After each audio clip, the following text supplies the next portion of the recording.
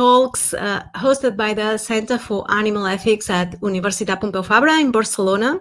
It is with great pleasure that we resume those online conversations for a second year of talks with animal advocates that may be of interest for scholars, activists, and the public in general.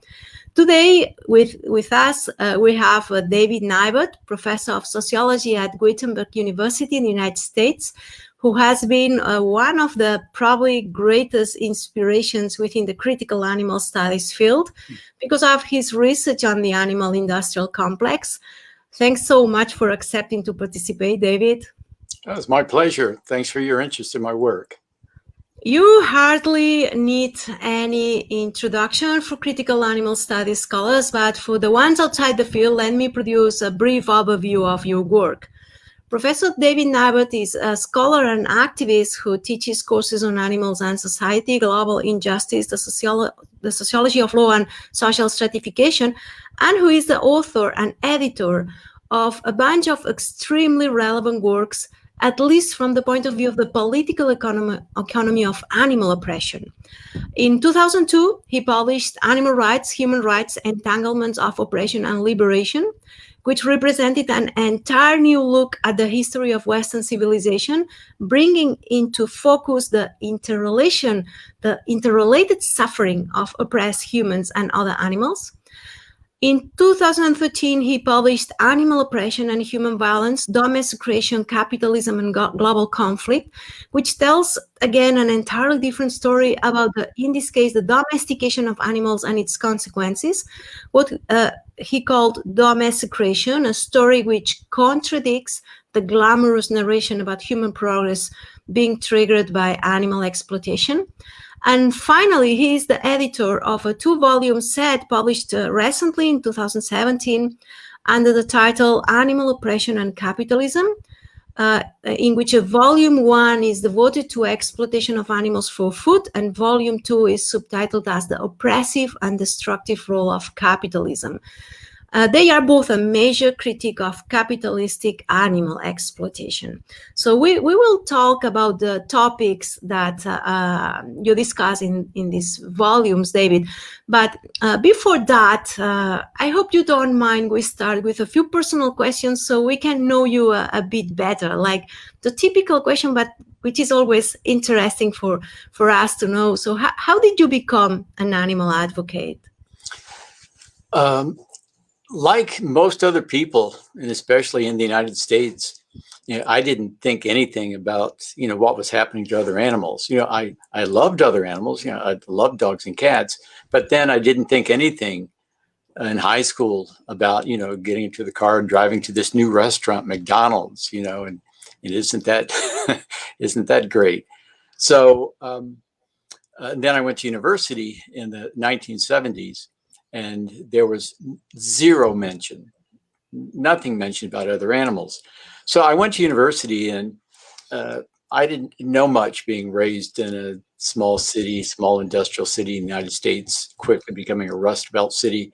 And when I got to university, then I began to have my eyes open slowly as to the nature of the world. And I learned about racism, I learned about sexism and classism and homophobia, ageism, ableism. And I went into university as a business major, and I graduated in sociology. And toward my last year's university, I was a tenant organizer and organizer for the Democratic Socialists of America at the time.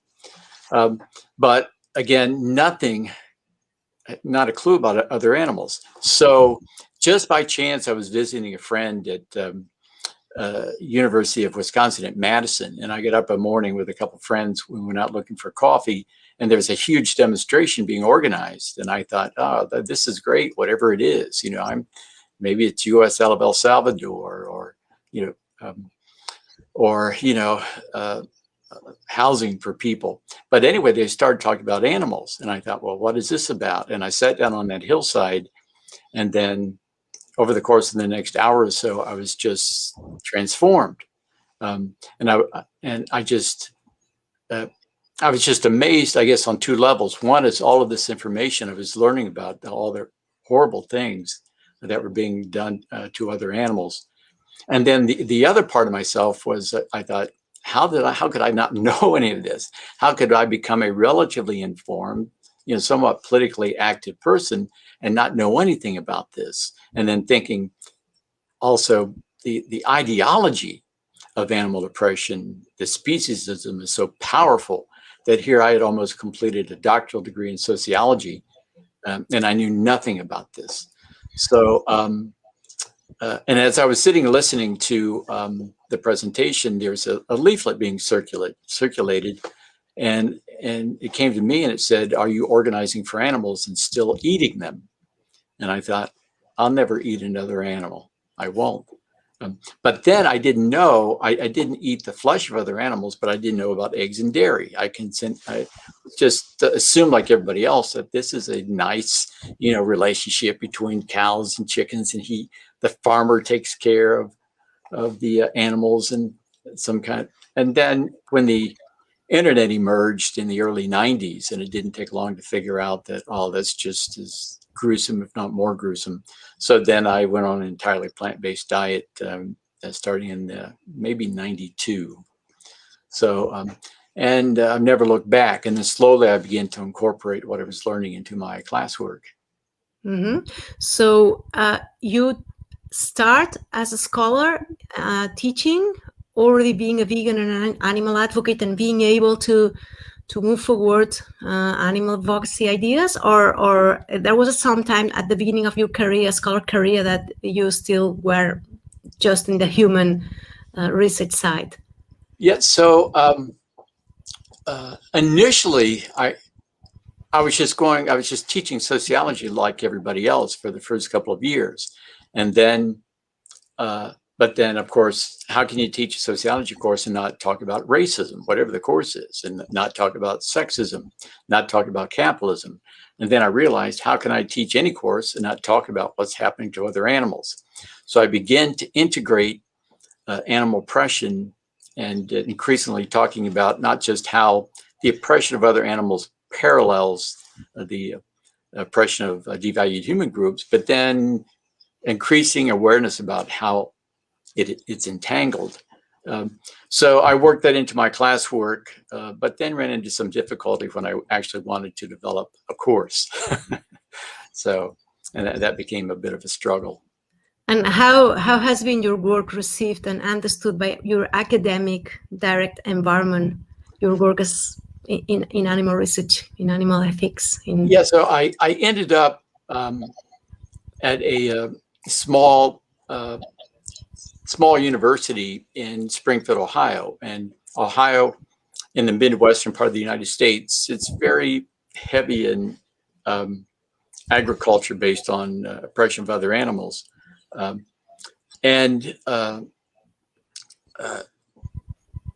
So when I wanted to teach the course, there's a lot of opposition. It came from biology, it came from psychology. Obviously, they didn't want anybody on campus, challenging what was happening in their classrooms. Initially, I was able to teach it as a topics course, and then I, through a couple of years of struggle, was then finally able to make it into to get the course approved. But my work it's been a chilly environment for my work here over most of my 30 years here. It tends to be tolerated, but I have very few friends on campus, actually.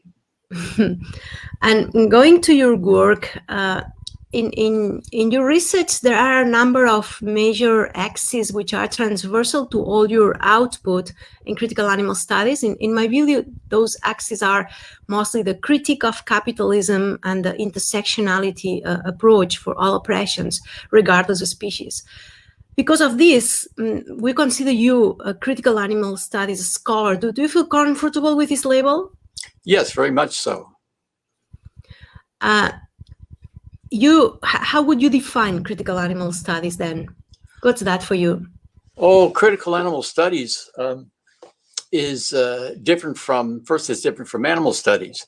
So it took me a few years, and I struggled and with a few colleagues to establish a section on animals in society in the American Sociological Association. And there was tremendous resistance there. It took us a couple of years and change of the board before we were able to create a section. But then I became disappointed with the section because a lot of the scholars that were coming in, they wanted to talk about other animals, but topics like, how do people of different social economic classes go about horseback riding? And so, and when I would raise critical themes, there was a bit of a chill there.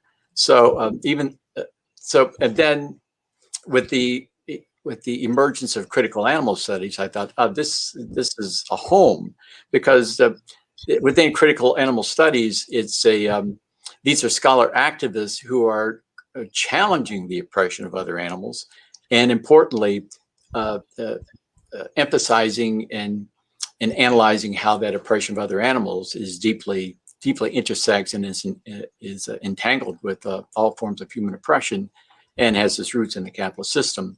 So I've never looked back. I've kind of moved away from the American Sociological Association, and I've given most of my attention to critical animal studies since then.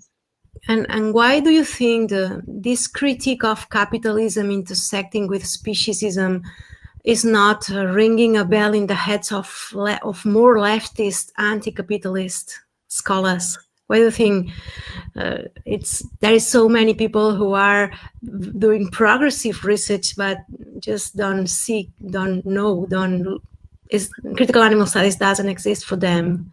Why does that happen? Yeah, that's a good question. Your answer is probably better than mine, but I think in part, I think a lot of scholars like myself, who became critical of capitalism and oppression of various forms. But if I hadn't stumbled upon that rally in Madison, Wisconsin back in 1983, I may not have gone that direction either. I don't know. I think I was just lucky. It's just fortuitous, that event. But I think they, like everybody else, like I was, you're just immersed in this ideology that the other animals, their lives are, we shouldn't mistreat them, but their lives are less important, and human lives are human issues should be our top priority. And if you're talking about other animals, I've been told by colleagues here at the university that my priorities are wrong, and I think that also there's a lot of activists that aren't. They're reluctant to change their lifestyles, and of course, a big part of that is diet and a transition to plant-based diet. And I think a lot of activists are reluctant to that. I think there are activists, for example, that are as sensitive as they should be to issues of colonization and the treatment of indigenous peoples. And so the issue of the treatment of other animals tends to be put in the backseat in that regard. It tends to be eclipsed without a more nuanced and thoughtful exploration. And I also think that people on the left, it's hard enough to challenge the status quo. And if you raise your voice against capitalism, you're already, in countries, especially like the United States, you're very suspect. I don't think they want to compound that with, raising issues about animal oppression. I think they just think it's too much. They'll lose credibility. Their movement or the organization may lose credibility. So I think it's more comfortable for them, to put it on the shelf or in the closet. In your first book, you emphasize the economic and elite-driven character of prejudice, discrimination, and institutionalized repression of humans and other animals. And I remember that was the first time I read a critique of liberal animal ethicists as Peter Singer or Tom Regan for not taking into account the political economy of animal exploitation in Speciesism, for their lack of problematization of capitalism. Can you, for our audience who maybe is not familiarized with your critique, can you please reformulate or formulate this critique you made and you, I guess, still make to liberal animal ethicists? Yeah, so I was trained in sociology, and one of the values of the perspective is that it tends to emphasize the social structural basis of society and powerful institutions, economic political, educational. And when I had learned about racism and sexism, I learned to think, critically about the economic system and systems of patriarchy. But as I was thirsty for scholarly work about the oppression of other animals, but like Singer, for example, or Tom Regan, and I found some of their ideas very interesting. Some of their ideas I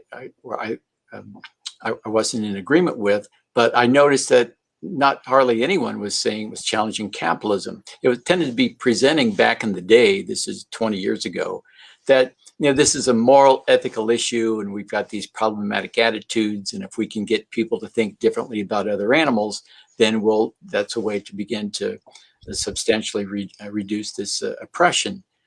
And so, drawing from the work of what today I think is viewed as critical race theory, looking at works from W.E.B. Du Bois to Oliver Cox and others, they said racism is not caused by prejudice. That racism is an ideology that has been created to justify economic exploitation. So in that book, I laid out this theory that I referred to them kind of the theory of oppression, that all oppression tends to be driven by material gain. And this is only accentuated and exacerbated under capitalism. But just because those who are doing the oppression, they want to gain profit from oppressing people by enslaving them or stealing their land or exploiting them, they've got to have the power to do it. And that power essentially lies in controlling the state. And if you control the state, then you can make that oppression and exploitation legal, and you've got the military and police power to defend it. But then you need one more thing: you need to justify it and legitimate it. So this is then ideological control. So in that book from 2002, I made the point that basically the point that's been made by critical race theorists, that prejudice is not the cause of racism, sexism, speciesism. That prejudice is actually an individual level attitude.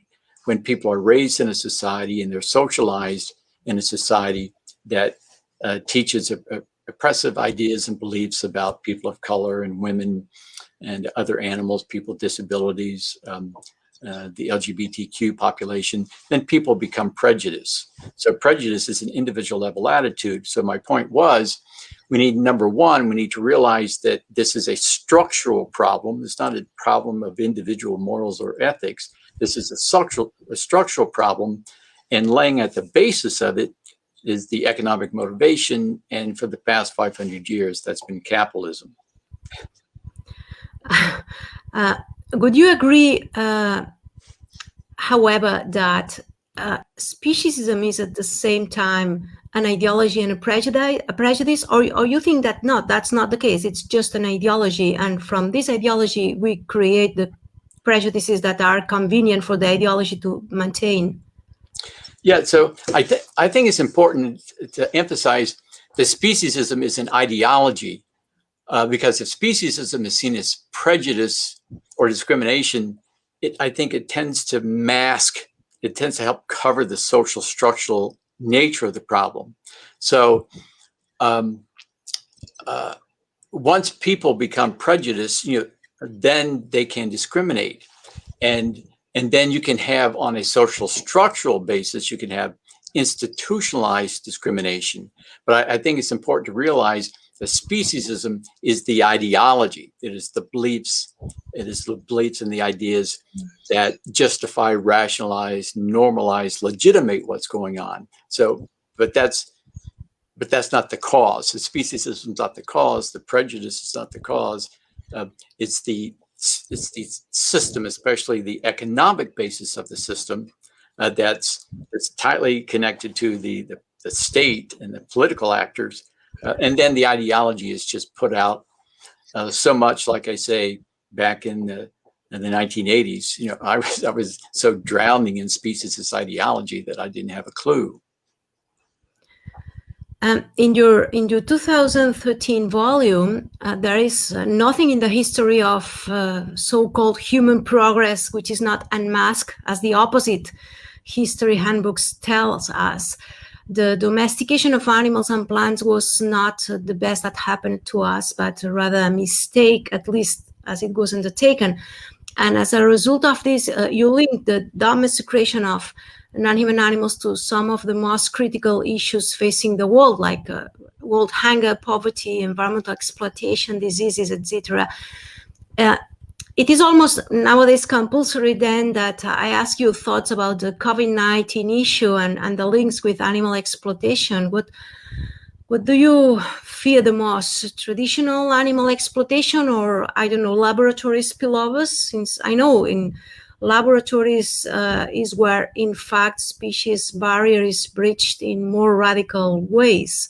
So, well, what are your thoughts about the link with animal exploitation and the current crisis we have been living in? Yeah, so in that 2013 book, you're absolutely right.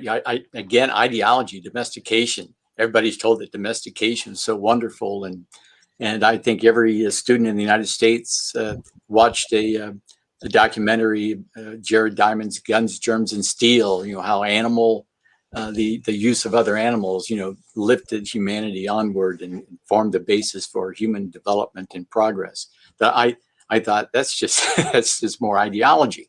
That book will be a bestseller, and you could get that into schools precisely because it reinforces the status quo, it tends to reinforce, I thought, not just suppression of other animals, but the unjust global economic system that exists today.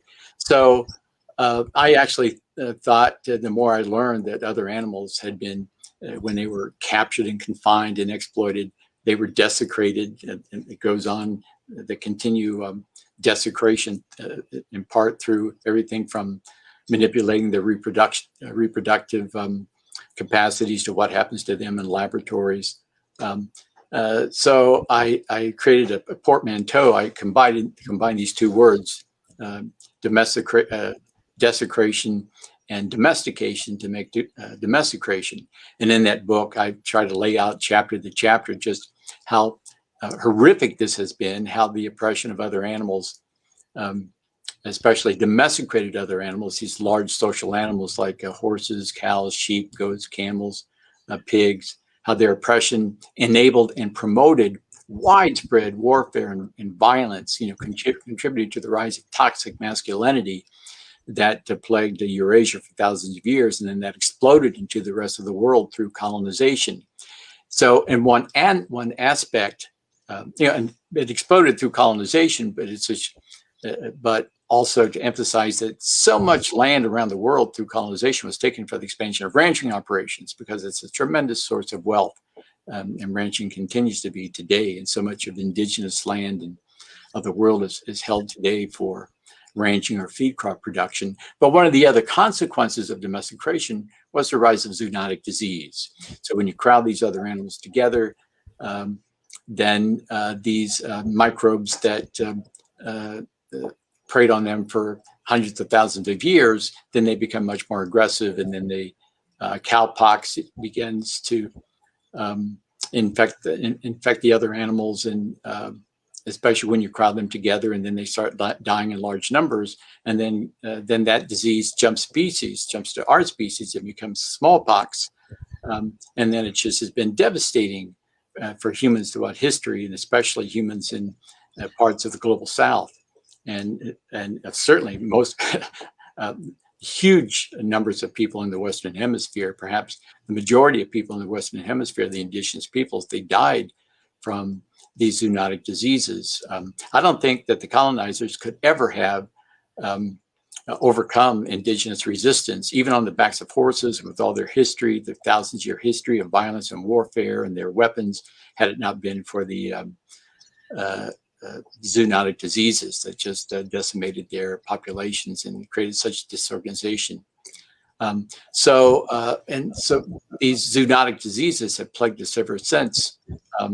The influenza, that created the global pandemic of 1918, that cost the life of conservatively 50 million people around the world, was most likely traced to the squeezing together of pigs I think that may even be from the United States in Kansas, and that influenza has plagued us ever since. Reemerging again in a more dangerous variation in the early part of the 20th century with H1N1, which I think cost 85,000 lives around the world. So there's influenza, there's a tuberculosis, it's a zoonotic disease, and of course, and then now we're in the middle of a pandemic that I think a lot of evidence points to the fact that it continues to be connected to people oppression of other animals or use of other animals as food. The point I made in that 2013 book, The Oppression of Other Animals, has not been good for humanity. It's been devastating for humanity. It's undermined the development of justice and social progress. It's created the foundations for a very violent, predatory world that's racing toward a catastrophe, known due in large part to, in no small part, to the continued oppression of other animals as food. And now we find ourselves in the middle of this horrendous pandemic again. That looks like it's related to eating animals. In our daily life, activists and scholars, we continually struggle with deciding what's the best place to put our efforts. So what would you say is the area of animal exploitation within current capitalism which needs us more? Well, that's hard to say. Certainly, the treatment of other animals as food is there's like 70 billion other animals, I think, every year having these torturous existence on factory farms before they're dispatched to the slaughterhouse. So that is just like a crime of unimaginable proportion to these other inhabitants of the planet. And then that is compounded with all the people who are seduced to eat these other animals and to be taught that we're designed to eat them, or to be taught that we're omnivores. So, and I have to keep repeating, especially to my students, that we evolved as plant eaters. We're behavioral omnivores. We can eat other animals and we can metabolize them. But as one scientist, I saw the scientists on YouTube say, when you eat animal products, it's like putting gas into a diesel engine. It'll run, but it's not going to run that long, and you're doing damage. So that's exactly what's happening to our species. So in addition to treating other animals as food, all the horrendous consequences for them, we're creating, especially in countries like the United States, many European countries they're heavy on the Western diet, all of these people suffering from these diseases of the affluent, not the least of which are coronary artery disease, cancer, and even dementia, resulting in part from inflammation related to consumption of animals. And then you've got as treating other animals as food is related to the current climate crisis. A conservative study by the United Nations in 2007 suggested treating other animals as food is creating more global greenhouse gases than all forms of transportation combined. And then two rogue scientists at the World Bank came up with a study in 2009 that said, when you consider everything that goes into treating other animals as food, including refrigeration and high temperatures required for cooking and transportation, and that it may be closer to 50%. So that's a huge contributor to the climate catastrophe. And then, of course, treating other animals as food, then it contributes to the squandering of scarce vital resources, not the least of which is fresh water. It takes an enormous amount of fresh water, as I'm sure everyone viewing knows, to raise other animals as food, when increasing areas of the world people are in water-stressed areas, and some people don't have access to fresh water at all. So it's just not to mention then the pollution that's connected to especially factory farming. It's part of the leading source of water pollution, and of course people that have to live near these facilities, slaughterhouses and factory farms, contributes to, at least here in the United States, a lot of environmental racism, where they tend to put these places, where people have the little economic or political power needed to resist the placement. So, although I think all forms are horrible and we ought to be like addressing all of them simultaneously, I think the continued oppression of domesticated animals as food, is driving us toward catastrophe. And of course, they're already there, right? This is already hell on earth, for all these other inhabitants of the world. Sure. I fully agree, but I feel somehow that I'm not sure that we should give priority of the animal exploitation types which have the major impacts outside the animals. I tend to think that we should look at what's the place that produces the most suffering for each individual there. For instance, of course, the case of food, it's obvious in terms of numbers, but the case of animals in vivisection in laboratories, they are a tiny number compared with the food industry or the animals in nature. But in laboratories, the suffering and the pain there is at another level, completely another level. So I always struggle whether we have to aggregate the suffering of all the animals in farms and consider that it's most important than the individual suffering of each animal in a lab, for instance.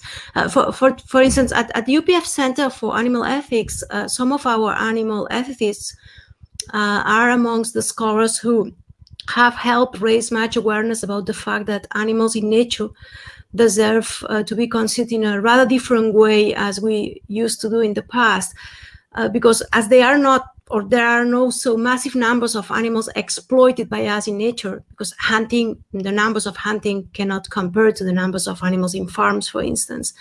But still, they explain very well, and for me that was something that raised my awareness a lot, thanks to them, that of course maybe direct exploitation of animals in nature is not so important, but the damage we cause to animals indirectly can be very important. And even if there is no damage created by us, by humans, still the suffering and pain of animals in nature is huge, and we should help them, aid them, assist them. And this is an area that critical animal studies, I think, has neglected. I don't know if you share this. What are your thoughts about this? The lives of animal in nature and their needs, and our responsibility to help them, and I think the lack of attention of this area by critical animal scholars. Yeah, I think you're absolutely right about other animals in laboratories. I mean, it's just unimaginable. But I think the treatment and some of the research being done on animals in laboratory is attempt to facilitate their expanded use of other animals as food, for example. How can you grow them even quicker? And so I guess I think these various forms are entangled in many ways, economically, politically, and ideologically. And I don't think I would prioritize the treatment of other animals as food. I guess I think that there's such a growing numbers now of people, especially young people, interested in critical animal studies, that I think we need to be looking at all this simultaneously. We need to be pointing at all of these various problems, including hunting. So the remaining free living animals in the world, and of course we're in the midst of this massive problem or crisis, catastrophe of extinction, for all of these free living animals who their water is being polluted, their homelands are being taken. At this moment, the Amazon is being destroyed at record rates to produce other animals to be used as food, while their oppression is deeply entangled with the oppression of the other animals who are losing their homelands, and then the other animals who are being hunted in part because of this is recreation. So, unfortunately, part of manhood for the past 10,000 years has taken this a negative direction with the increasing rise of oppression of other animals. Manhood, in many cases, especially in some parts of the United States where I'm from, is connected with going out and hunting and killing other animals. And this is a rite of passage for many men. And in some counties in the state where I'm in, they'll dismiss school, in the early days of hunting season, so that these young people can go out and hunt. And they're primarily men. And then there are a lot of animals being hunted around the world because people, under the condition of global capitalism, their lives are so desperate that they're going to survive any way they can. And if they need to hunt and other animals to eat them, they will do that. If they need to hunt other animals to sell their body parts, they'll do that. So I guess I see all these various forms of oppression is they're all like entangled and overlapped with one another, and like we should be like pointing at every one. But I do think you're right. There's not so much work as we need to bring into that picture what's happening to free living animals, both through mass extinction and through the continued hunting, either for recreation or subsistence. And I've said in my work in 2013, if somebody's hunting and killing another animal, an indigenous person in some part of the world, is still reeling under colonization and imperialism, my critique is not toward that indigenous person, it's toward the system that's creating those conditions that the people continue. They have to rely upon that, unfortunately, killing someone to survive. So, but and talking about the system, I wanted to ask you, what do you think about the current status of veganism within capitalism? Because nowadays, veganism has become a sort of trendy icon, which produces that a number of people move to veganism for reasons different than animal ethics, or maybe for a mixture of reasons, or maybe just for health or environmental reasons. And I don't know, what do you think about this? This is a broadening of the awareness of animal exploitation, and in any way will be positive in the future, or it's a diluting of the principles of animal defense? Yeah, yeah, this is problematic. So my friend in Ireland, Roger Yates, who is a member of the Vegan Information Project, he's been making the point for a long time that veganism is not just diet. And when in Britain, for example, the founders of the modern movement of veganism, they didn't intend veganism to be just about diet. They were connecting veganism to violence and other forms of repression. So I think the problem is today that veganism, in part due to capitalist ideology, has been positioned more as food.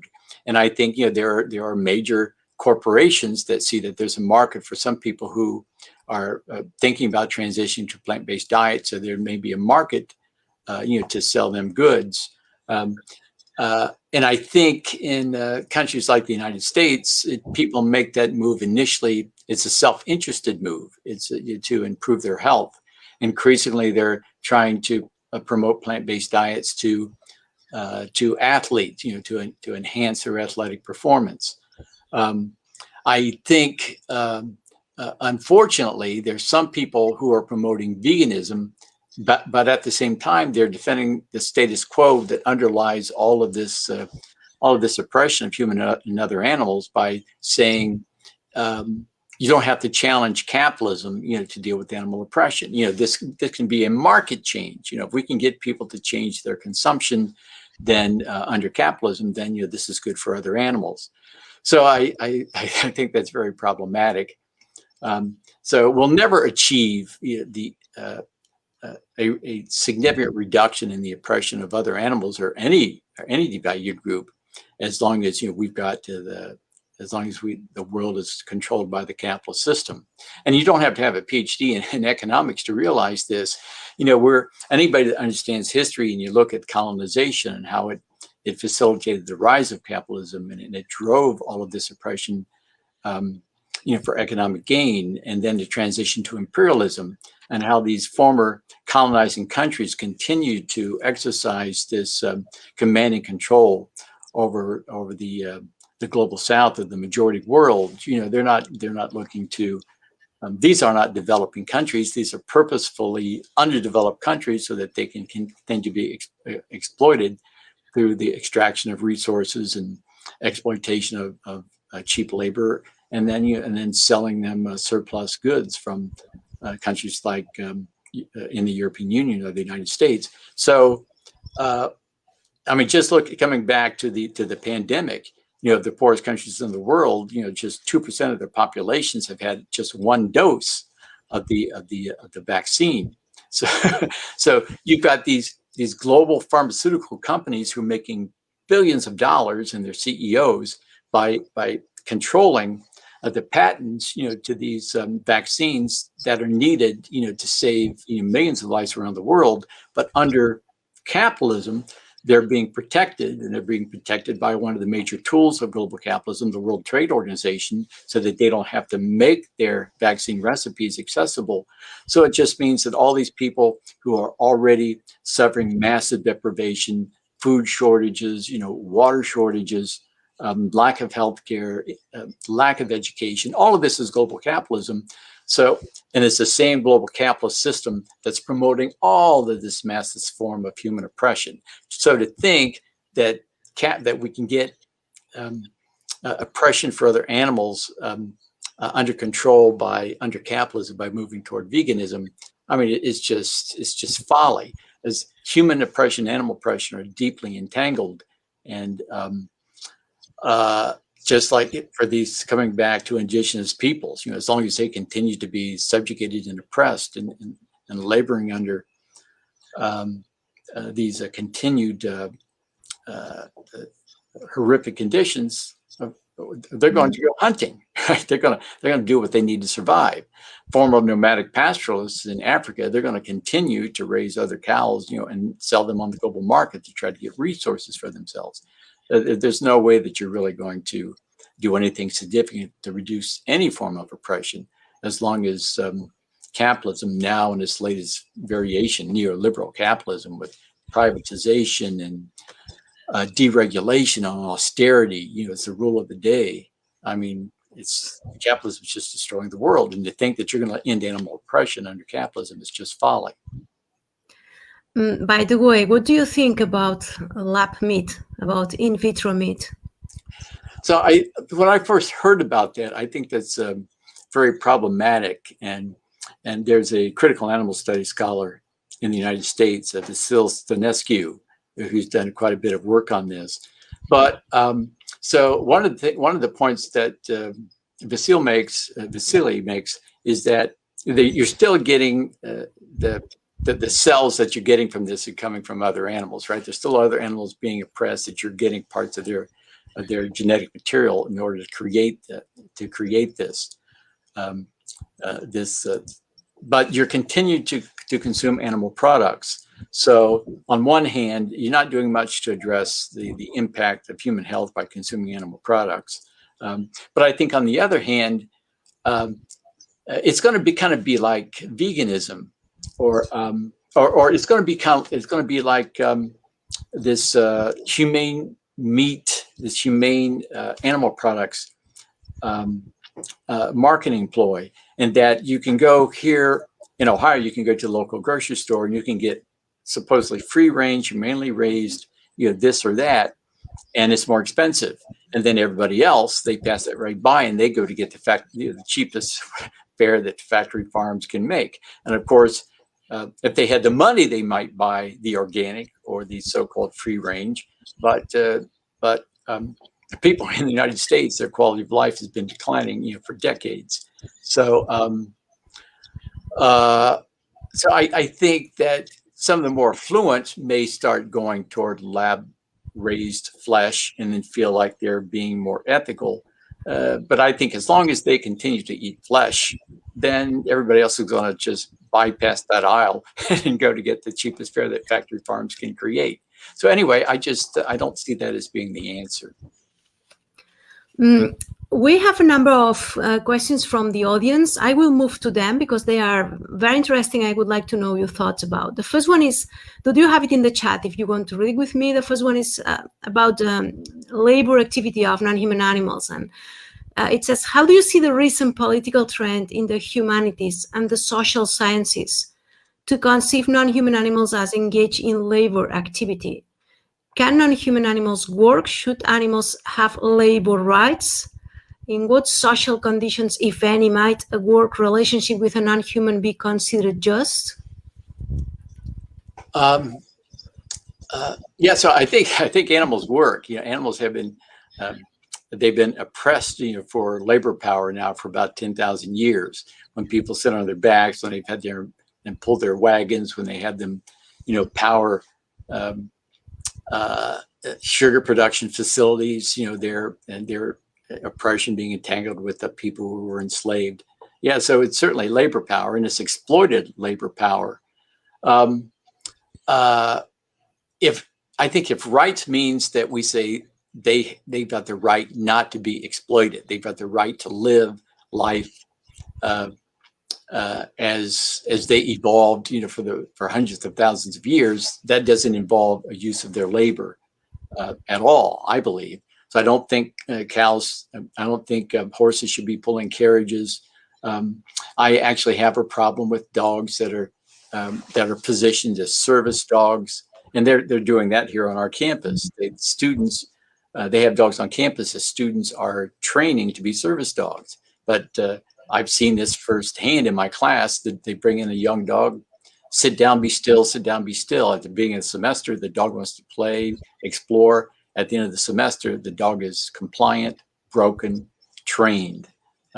So yeah, certainly there's labor power being exploited. And I'm not sure that reform is, I think reform is just a way of like cementing. Let's try to treat them a little better. It's like creating larger battery cages or getting pigs out of gestation crates. I think it's just helping to solidify their continued oppression. So I think we should be for the abolition of all forms of animal. I think the question was more about the last part of your answer, about those animals that are servicing humans in ways that may think that are good for both, like assisting blind humans and those type of services. You have already answered. I think that was more about what the question was pointing at.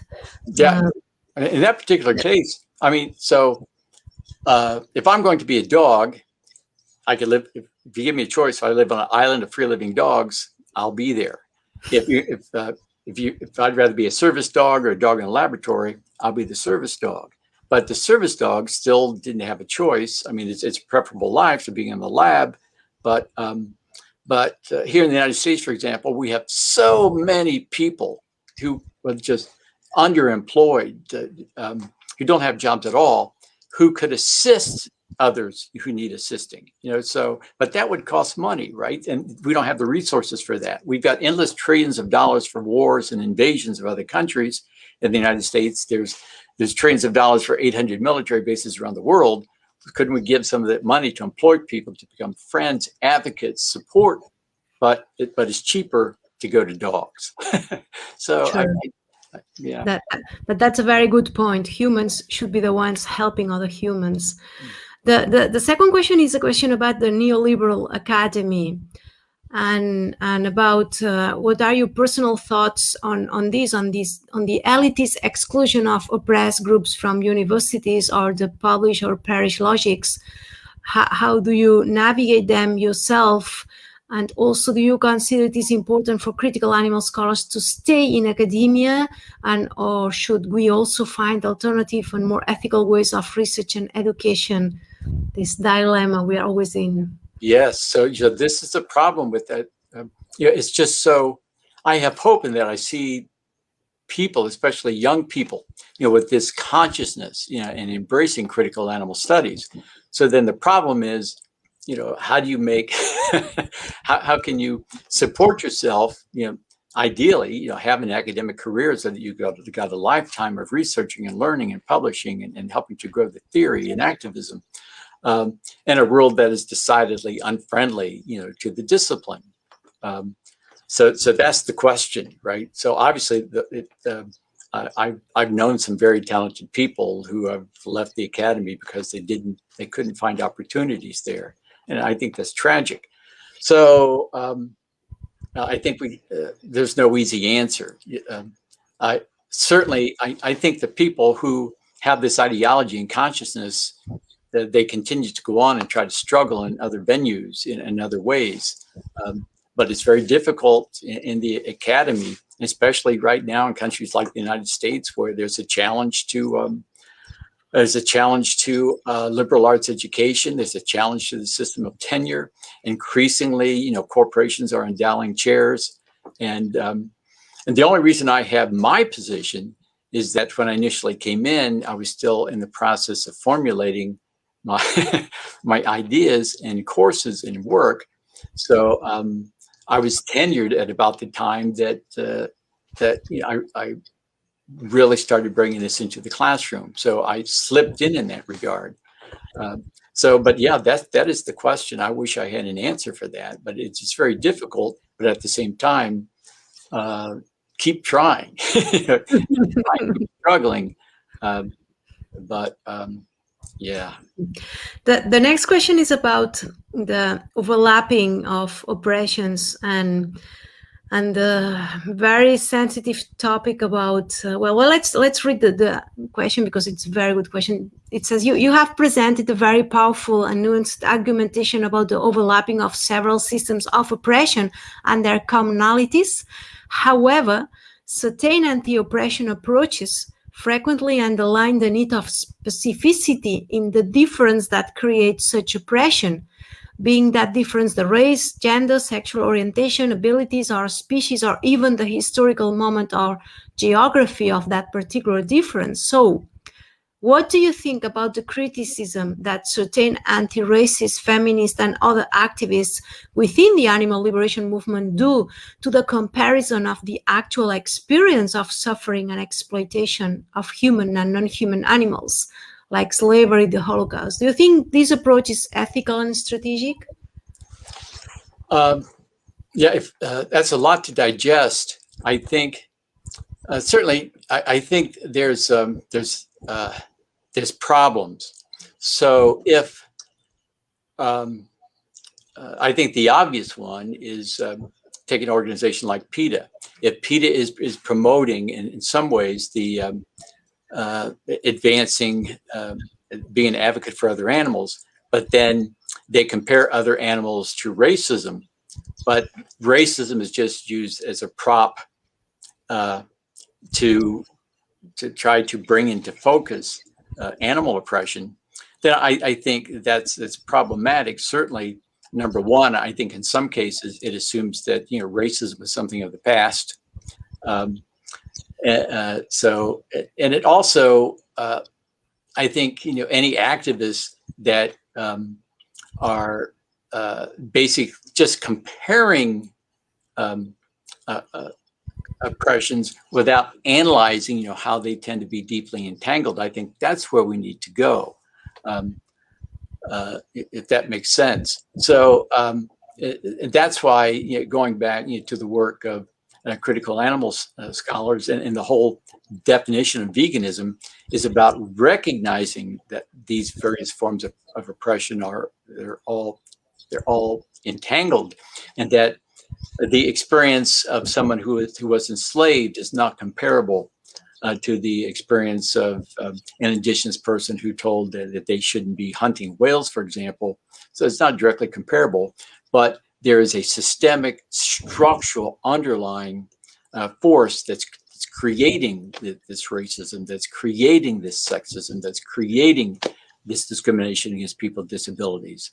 And to the extent that we can recognize those intersections and entanglements and increasingly start supporting each other and working together, certainly it's in the interest of all movements, fighting oppression.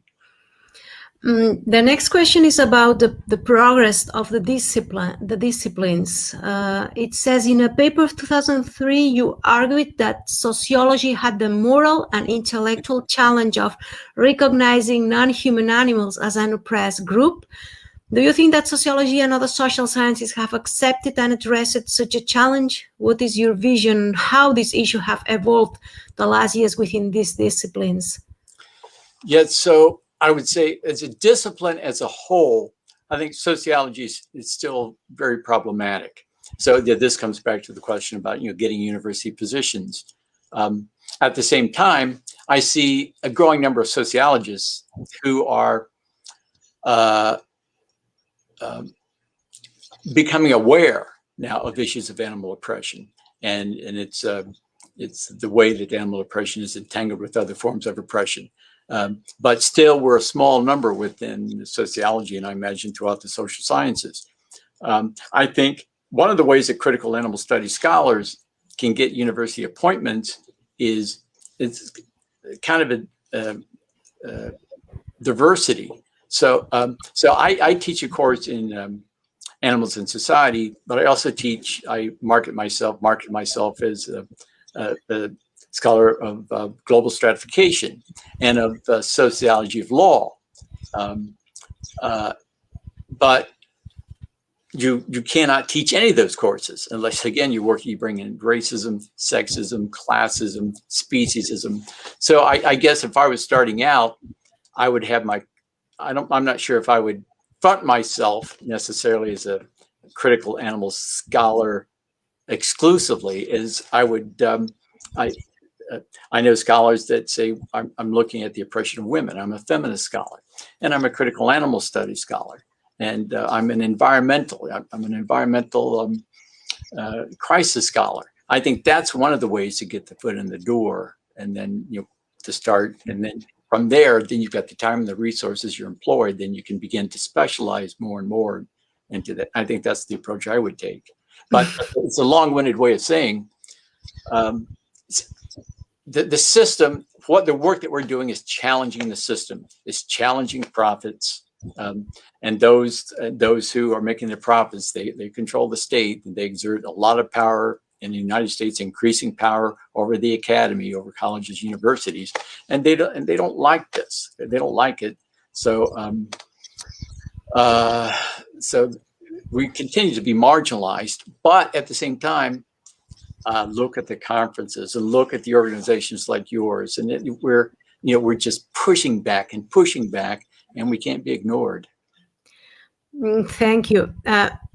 While you were talking, I was thinking maybe this is why animal ethics has settled in the academias in a stronger way than the rest of social sciences addressing non-human animal exploitation.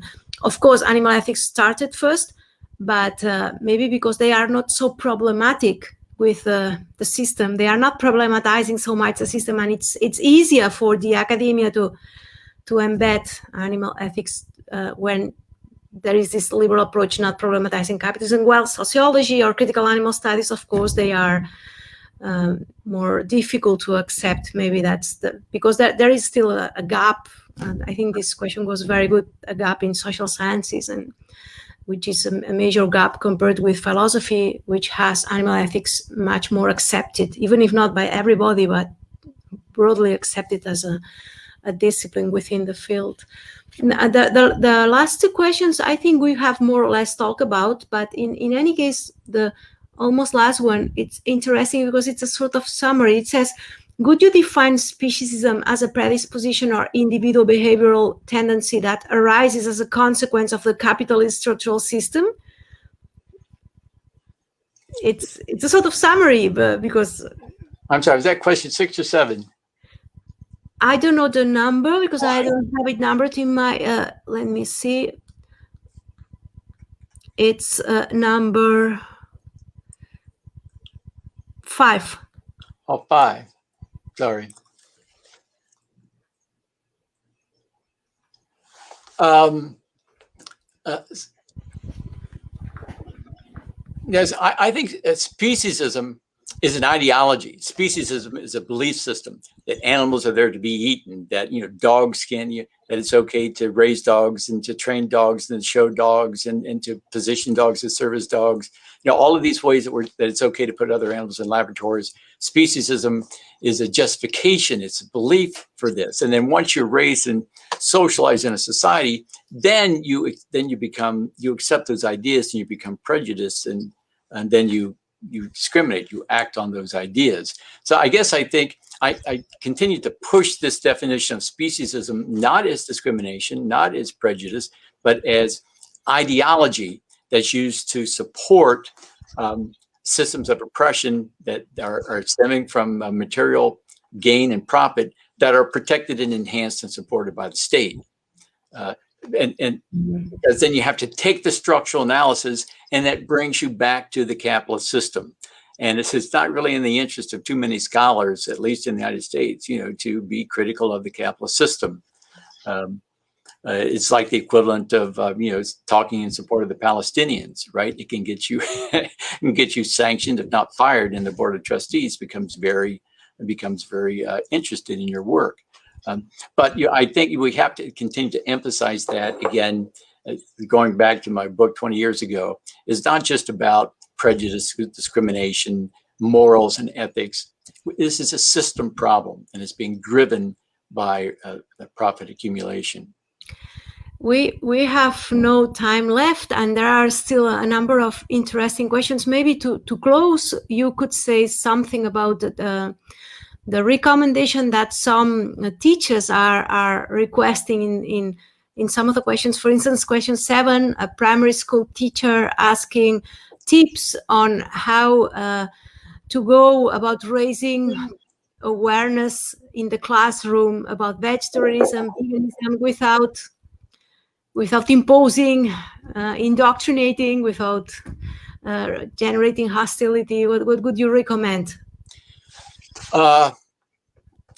So you're going to run into problem with administration. You're going to run into problem with parents, and especially if some of them are actually engaged in some form of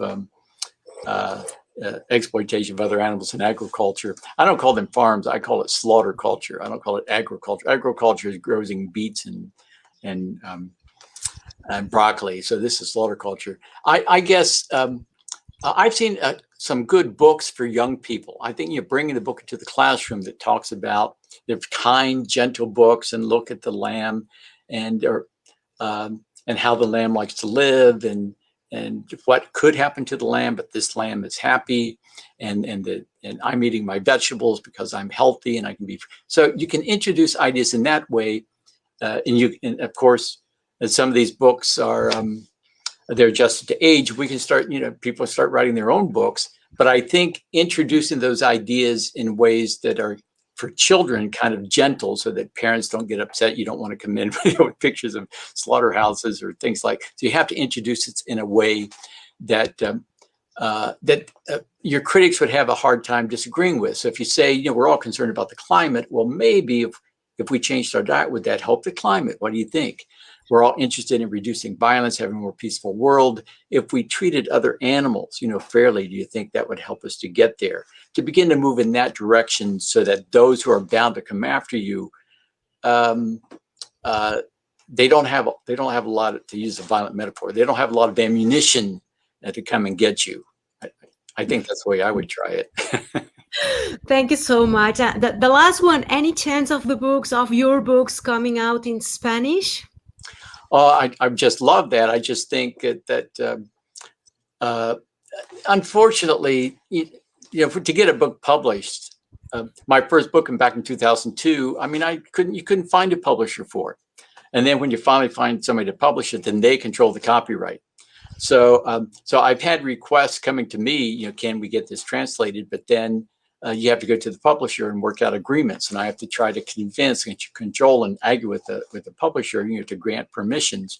But if anybody wants, you know, I'll go to bat for you with Roman Littlefield or Columbia University Press or whoever, you know, to try to get you access. If anybody has the interest, I'd love to see it. Good to know. Thank you so much. Sure. Well, I hope that has been interesting for all our public today. And thank you so much, David. I think it has been, for me, it has been very interesting. And we would love to continue this conversation, but we are very strict with the 1 hour. So the people, people is very busy. So to have these short shows for them. Sure. And thank you so much. And maybe we can repeat this conversation and continue talking in a next CAE-Talk in the future. Thank you. Yeah, that'd be lovely. And then thanks so much for your interest and your time. I appreciate it. And thanks for everything that you do. Thank you. Bye, everybody.